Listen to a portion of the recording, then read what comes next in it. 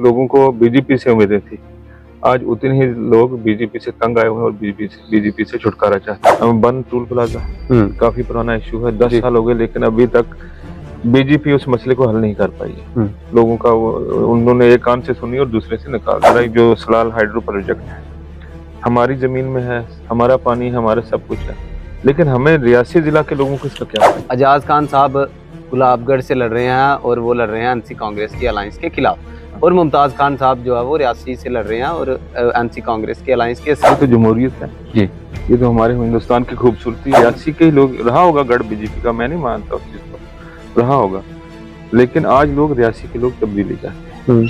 10 साल की जो इन्होंने पूरी हुकूमत का सिस्टम देखा यहाँ पे, जो किया बीजेपी ने, जो बीजेपी ने इनके साथ वादे किए उनको धोखा ही हुआ है। कुछ लोगों से हमने बात की, वो कहते हैं कि मुमताज साहब यहाँ पर आए हैं, अगर एजाज साहब आते तो ज्यादा फाइट देखने को मिलती। आप मानते हैं इस बात को कि आपको वहीं से लड़ना चाहिए था, गुलाबगढ़ से, जहाँ से आप लड़ते आ रहे थे, हमेशा से जीते भी आप वहां से? जी, एजाज साहब वहां से लड़ रहे हैं और मुझे पार्टी ने यहाँ से लड़ने के लिए भेजा है। कुछ लोगों का मानना है कि दोनों भाइयों ने कांग्रेस एनसी के अलायंस को कहा था कि दोनों, हमें गुलाबगढ़ से भी टिकट दिया जाए और रियासी से भी दिया जाए, तो हम लड़ेंगे, ऐसा था। जाहिर सी बात है, हमने तो अगर दे देते तो उनके लिए अच्छा होता पार्टी वाला। तो बीजेपी के जाने वाले दिन है, ये लग रहा है ना आप 2014 में पूरी ताकत में थे और 25 सीटें ली थी। आज तो वो बुजुर्गी आ गई ना, अब बुजुर्गी में ज्यादा नहीं होगा, मुझे लगता है इससे कम ही। मैंने पौनी एरिया का हर एक पंचायत, तकरीबन हर एक गांव मैंने कवर किया है। मैं ठाकरा कोट के अंदर गया, आज भी जा रहा हूँ, तरान के अंदर में जा रहा हूँ। रियासी के हर एक मोड़े में मैंने जाके वहाँ बात की है लोगों के साथ। लोगों का जो प्यार मुझे मिला है, और ये बहुत बड़ी प्रोग्रेस है, और मुझे लग नहीं रहा है, मुझे ये यकीन है कि हम सीट निकालेंगे। और जम्मू कश्मीर विधानसभा चुनावों में दूसरे चरण के मतदानों को बस अब कुछ ही दिन बचे हैं, और हर पार्टी के कैंडिडेट्स हों, इंडिपेंडेंट कैंडिडेट्स हों, अपना अपना दमखम अपने अपने इलाके में लगा रहे हैं। हमारे साथ मौजूद है कांग्रेस और एनसी के अलायंस के कैंडिडेट रियासी असेंबली कॉन्स्टिट्यूएंसी से मुमताज खान साहब। सर, आपका बहुत बहुत स्वागत है। सबसे पहले आपसे जानना चाहूंगा कि 10 साल के बाद चुनाव हो रहे हैं। 2014 के में भी आपने चुनाव लड़ा था, दूसरी कॉन्स्टिट्यूएंसी थी, और आज 2024 है। बदलाव क्या है, आज क्या माहौल है, और इन चुनावों में और पहले के चुनावों में बदलाव क्या देख रहे हैं आप? सबसे पहले तो मैं आपका शुक्रिया अदा करता हूँ कि आप यहाँ पे आए जी। जहाँ तक आप बदलाव की बात कर रहे हो, 2014 में और आज में बहुत बड़ा फर्क है, जमीन आसमान का फर्क है। 2014 में जब इलेक्शन लड़ा था तो बीजेपी यहाँ पे उस वक्त एक पूरी ताकत के साथ आई थी जी। उस वक्त बीजेपी पूरी ताकत के साथ आई थी, और वो लोगों के अंदर बीजेपी को लेकर एक बहुत ही उम्मीदें थी जी कि हमारे काम होंगे, हमारी डेवलपमेंट होगी। लेकिन आज 10 साल के बाद जितनी उस वक्त लोगों को बीजेपी से उम्मीदें थी, आज उतने ही लोग बीजेपी से तंग आए हुए हैं और बीजेपी से छुटकारा चाहते हैं। जी। सर, सबसे हमने देखा कि थोड़े ही दिन पहले कांग्रेस का दामन थामा, उसके बाद मैंडेट आपको कांग्रेस से मिला। उसके बाद वर्कर्स, शुरू में लगा कुछ लोग जो पुराने कांग्रेस के वर्कर्स हैं वो नाराज होंगे और आपका साथ नहीं देंगे, तो अभी क्या आपको लग रहा है कि सब साथ हैं आपके साथ, जो पार्टी वर्कर्स हैं? नहीं, वैसा कोई नाराजगी वाली बात नहीं थी पहले भी, क्योंकि ये तो पार्टी का फैसला होता है। तो शुरू में उनके लिए मैं एक नया कैंडिडेट था। मैंने 2014 के 2008 और 2014 के 2 इलेक्शन जो कंटेस्ट किए थे जी, वो मैंने गुलाबगढ़ से किए जी। आज जब मैं अचानक पार्टी की तरफ से एक फैसला हुआ तो मुझे यहाँ पे आना पड़ा। तो कोई नाराजगी वाली बात नहीं थी। थोड़ा नए लोग थे, एक दूसरे के लिए नए फेस थे, वो मेरे लिए नए थे और मैं उनके लिए नया था। तो जब कुछ दिन हम चले हम इकट्ठे, तो हमें एक दूसरे पर यकीन आया है। क्या मुद्दे आपको लग रहा है इस असेंबली कॉन्स्टिट्यूएंसी में लोगों के हैं, किन मुद्दों पर आप काम कर रहे हैं, यहाँ पर क्या काम करेंगे आने वाले समय में, आपको क्या लगता है? यहाँ डिस्ट्रिक्ट रियासी का तो कई सारे मुद्दे हैं। मैं जिला अपने रियासी की बात करूँगा जी, काफ़ी सारे इशू हैं, काफ़ी सारे मुद्दे हैं। जैसे सबसे पहले तो मैं यही कहूँगा कि एम्प्लॉयमेंट का बहुत बड़ा इशू है। एम्प्लॉयमेंट का, जो यंग यूथ है, नौजवान लोग हैं यहाँ के, हमारे डिस्ट्रिक्ट रियासी का कोई उतना बड़ा रोजगार का उतना मसला है नहीं। और जो पेरेंट्स लोग थे उन्होंने बड़ी मेहनत से, यहाँ तो सभी ऑफिसर लोग हैं नहीं, या कोई उतने बड़े बिजनेसमैन है नहीं है वो लोग, लेकिन मेहनत मजदूरी करके लोगों ने, खासकर पहाड़ के लोगों ने या रियासी के गिरदुनवा के जो लोग हैं, इन्होंने अपने बच्चों को पढ़ाया था, लिखाया था, बाहर से पढ़वाया था, दिल्ली से जहाँ जहाँ भेजा। लेकिन आज 10 साल हो गए उन बच्चों को कोई रोजगार नहीं है, कोई एम्प्लॉयमेंट नहीं है। आप ये तो आपके सामने, आप भी जानते हैं सारा। तो ये एक बहुत बड़ा इशू है, क्योंकि नौजवान लोग इस चीज को लेकर, बेरोजगारी आप बोल रहे हैं, बेरोजगारी को लेकर बहुत बेरोजगारी एक मुद्दा, बहुत परेशानी है। दूसरा जो इशू मैं ये डेली वेजेस का कहूंगा, जो 61,000 डेली वेजेस है, उनका बहुत बड़ा इशू है।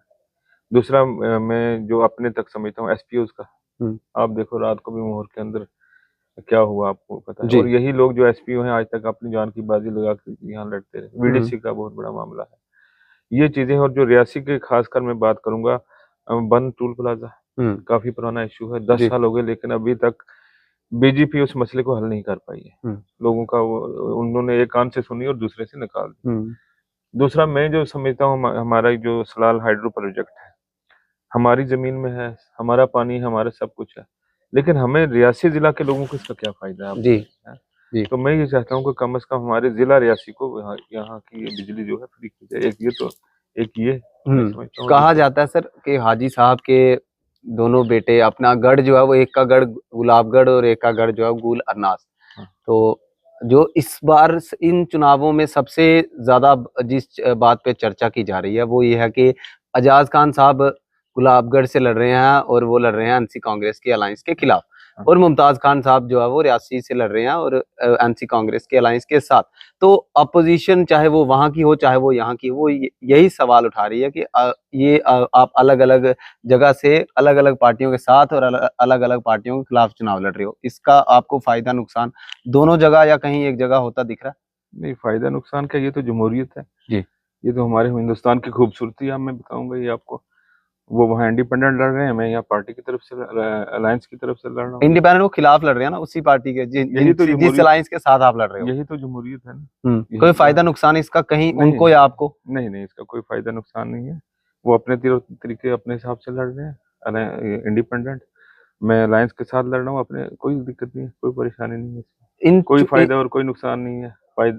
जी, इन चुनावों में जहां भी दोनों भाइयों की बात की जा रही है तो हर दोनों कॉन्स्टिट्यूंसी में ये मुद्दा उठाया जा रहा है कि इन्होंने जो भी डेवलपमेंट की वो दरमाड़ी में की, कोई भी दफ्तर बनाए तो वो दरमाड़ी में बनाए। हर बार यही हर जगह इस मुद्दे को उठाया जा रहा है, चाहे मोहर हो चाहे अरनास हो, दोनों के का जो डेवलपमेंट होनी चाहिए थी वो उनके बजाय जो है वो दरमाड़ी में की गई। आपसे भी जो लोग इस तरह की बातें करते हैं वो तो देखो, आप जो लोग ये क्वेश्चन कर रहे हैं आपके साथ जी, आप देखिए, वो लोग या तो फिरका परस्ती में बांटते हैं जी, है ना, उनका पार्टी का जो तरीकाकार जो ढंग रहा है, या फिरका परस्ती में बांटे या इलाका परस्ती, ये दो हथियार हैं। मेन इश्यू डेवलपमेंट पर ये लोग बात करते नहीं है, उस पर काम करते नहीं है।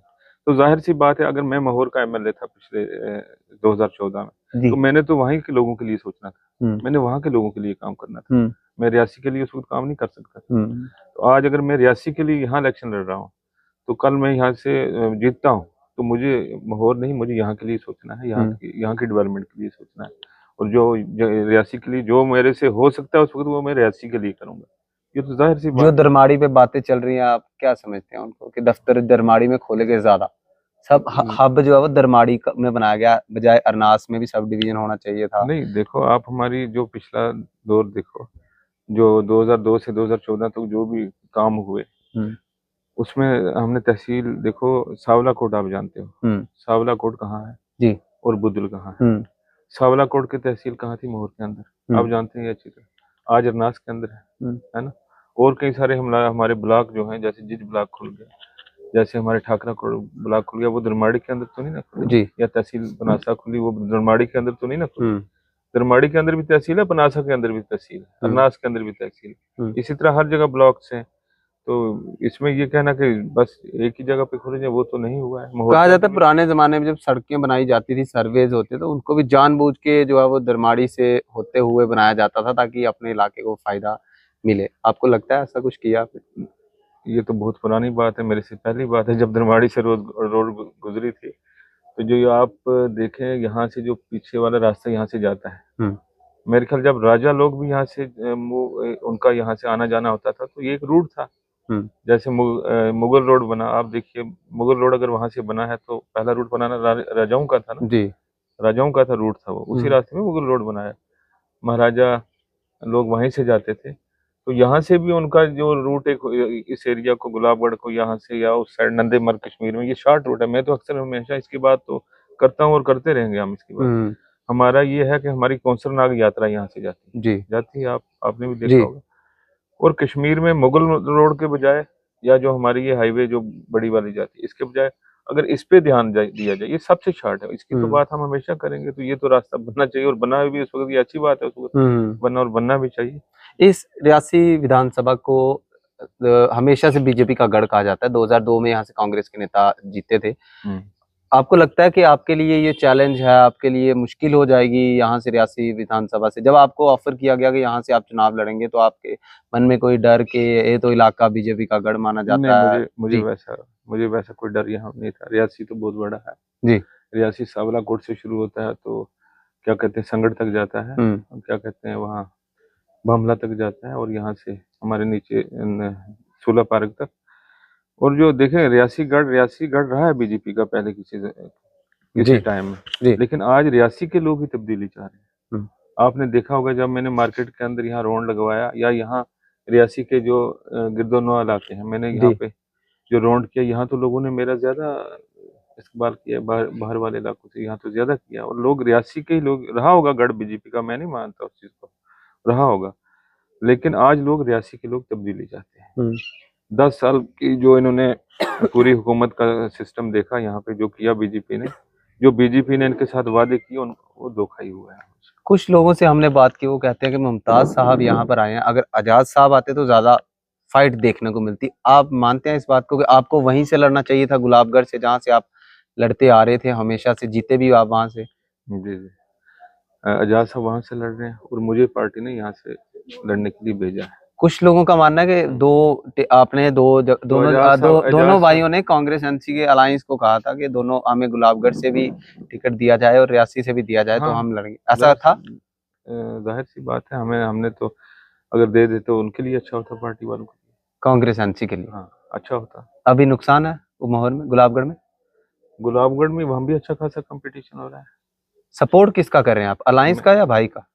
गुलाबगढ़ कंसल्टेंसी का जी। मैं तो यहाँ रियासी के अंदर इलेक्शन लड़ रहा हूँ। नहीं, वहाँ किसको सपोर्ट करें आप? फॉर्मर एमएलए है ना वहाँ के। अभी तो पिछले कई दिनों से देखो, मैं यहाँ पे, आपने जैसे मुझे पहले कहा, मैं 4 तारीख को यहाँ पे आया था, मुझे मुश्किल से यहीं के कैंपेन कर रहे हैं वहाँ भाई के खिलाफ आप, अलायंस के लिए? बताता हूँ, मैं 4 तारीख के बाद यहीं लोगों के साथ बात कर रहा हूँ। मुझे छोटा सा मौका भी नहीं मिला कि मैं वहाँ जा सकूँ या किसी से मेरे फोन पे बात, क्यों मैं तो यहीं लगा हूँ पिछले 10 दिन, और इसी यहाँ काम करने की वजह से इतनी बड़ी प्रोग्रेस यहाँ पे हमें आई है।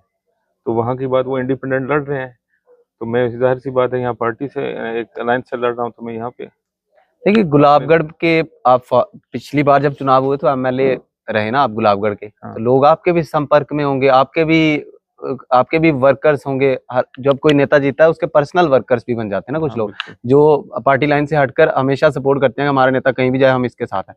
कुछ लोग तो होंगे ना, उनको क्या कह रहे हैं कि अलायंस के साथ जाना है भाई के साथ? उन्हें काफी दिनों से मेरी बात नहीं हो पाई है लोगों के, बच रहे हैं ना इस सवाल से, यही सवाल उठाया जा रहा है बार बार कि इसके अलावा सर आपको क्या लग रहा है? मैं यही इसी बात पे लगता हूँ कि अलायंस ने यहाँ मुझे मैंडेट दिया हुआ है, और अलायंस पे मैं लड़ रहा हूँ, उस मैंडेट पे लड़ रहा हूँ। मेरी कोशिश ये है कि जिस अलायंस ने मुझ पे भरोसा किया है, नेशनल कॉन्फ्रेंस कांग्रेस, पीडीपी नहीं सॉरी पैंथर पार्टी जी, और सीपीआईएम, जो उन्होंने मुझ पे भरोसा किया, मैं उस पर पूरा उतरूं, मेरी यही कोशिश। सर आखिरी सवाल, आप बेरोजगारी की बात भी कर रहे थे या अन्य मुद्दों की भी आपने बात की। बीजेपी कह रही है कि बेरोजगारी, रेलवे आया तो वहां से बेरोजगारी कम हुई, अब जो और बेरोजगारी है वो लिथियम का यहाँ पर जब भंडार जो निकले हैं इससे और कम हो जाएगी।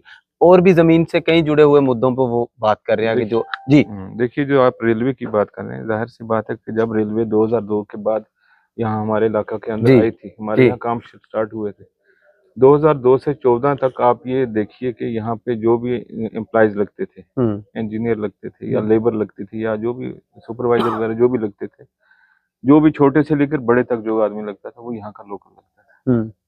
और आज आप देखो 14 के बाद ऐसा माहौल बना है कि सब लोग बाहर से लाए जा रहे हैं, हमें क्या फायदा? कहते कांग्रेस ने बंद कर दिया था, रामबन ले गए थे। तो आप लोगों से पूछिए जाके, जो जहाँ लोग आज इतना सावलाकोट से लेकर कौड़ी तक लोग कितना शोर कर रहे हैं इस बात के लिए, कितना दुखी है इस बात के लिए, तो वो तो जाहिर सी बात है कि आज सब लोग बाहर से लाए हुए हैं, लेबर बाहर से लाई है, इंजीनियर्स बाहर से लाए हैं। हाँ, यानी कोई स्टार कैंपेनर आ रहे हैं यहाँ पर आपके लिए? कोशिश कर रहे हैं हम। मैं तो चाह रहा हूँ कि बड़े से बड़ा स्टार कैंपेनर आए और हमें उम्मीद है। 2 दिन बचे हैं आप तो हाँ, प्रचार के लिए। हाँ बिल्कुल। कोई उम्मीद है आपको उम्मीद कि है, इससे कोई फायदा होगा? अभी तक आप क्या देख रहे हैं अपने आप को यहाँ? जाहिर सी बात है, अभी तक हम अच्छी पोजीशन में हैं। अच्छी हमारी जो उम्मीद से ज्यादा है, उम्मीद से ज्यादा बढ़ के जो आपने कहा ना कि पहले बहुत वीक थे, तो इन दिनों में जो मुझे लोगों से प्यार मिला है, मैंने पौनी एरिया का हर एक पंचायत, तकरीबन हर एक गांव मैंने कवर किया है। मैं ठाकरा कोट के अंदर गया, आज भी जा रहा हूँ, तरान के अंदर में जा रहा हूँ, रियासी के हर एक मोड़े में मैंने जाके वहाँ बात की है लोगों के साथ।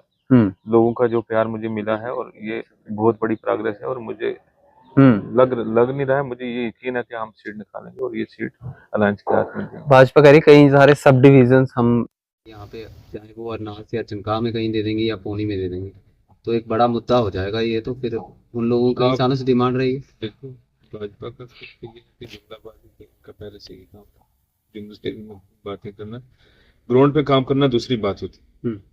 मैंने कहा कि कांग्रेस के दौर में जब 2002 के बाद जो यूनिट्स उन्होंने खोले, आज जमीन पे हैं, आप ही देख रहे हो, हर जगह पे मौजूद है। लेकिन 2014 के बाद आज 10 साल हो चुके हैं। हालांकि प्राइम मिनिस्टर से लेकर यहाँ के डीसी ऑफिस तक, या जहाँ जो एलजी इनका, सब लोग इनके अपने थे, हुकूमत इनके अपनी थी। 2014 के बाद यहाँ स्टेट में इनकी हुकूमत अपनी थी। उस वक्त नहीं खोले तो आप बुढ़ापे में खोलेंगे जाके। अब तो बीजेपी के जाने वाले दिन है, ये लग रहा है ना। आप 2014 में पूरी ताकत में थे और 25 सीटें ली थी। आज तो वो बुजुर्गी आ गई ना, अब बुजुर्गी में ज्यादा नहीं होगा, मुझे लगता है इससे कम ही होगा। जी चलिए, बहुत बहुत शुक्रिया सर। जी, तो Congress NC alliance candidate Mumtaz Khan साहब हमारे साथ बातचीत कर रहे थे। उम्मीद है उन सवालों के जवाब आपको मिले होंगे जो सवाल इनसे पूछने चाहिए थे, और आपके कैंडिडेट का क्या विजन है ये हम आपको लगातार बताने की कोशिश कर रहे हैं। देखते हैं न्यूज़ पोस्ट 83। जय हिंद, धन्यवाद।